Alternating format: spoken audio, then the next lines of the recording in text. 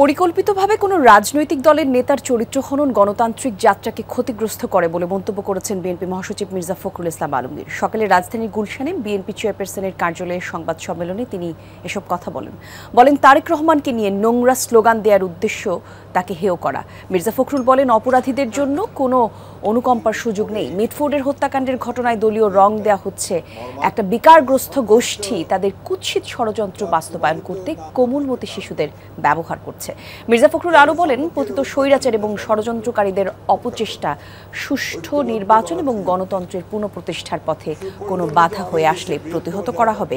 এ সময় তিনি বলেন, সোহাগ হত্যাকাণ্ডের ঘটনায় অন্তর্নিহিত কারণ অনুসন্ধানী উপযুক্ত ব্যক্তিদের সমন্বয়ে তদন্ত এবং তথ্যানুসন্ধানী কমিটি গঠন করবে বিএনপি। অনুকম্পার সুযোগ নেই, তেমন পক্ষ অবলম্বনের প্রশ্ন উঠতে পারে না। শুধুমাত্র অভিযোগের ভিত্তিতে দলীয় পদ থেকে অপসারণের এমন দৃষ্টান্তমূলক পদক্ষেপকে স্বাগত না জানিয়ে পরিকল্পিতভাবে চরিত্র হনন দেশের গণতান্ত্রিক অভিযাত্রাকে প্রশ্নবিদ্ধ করে।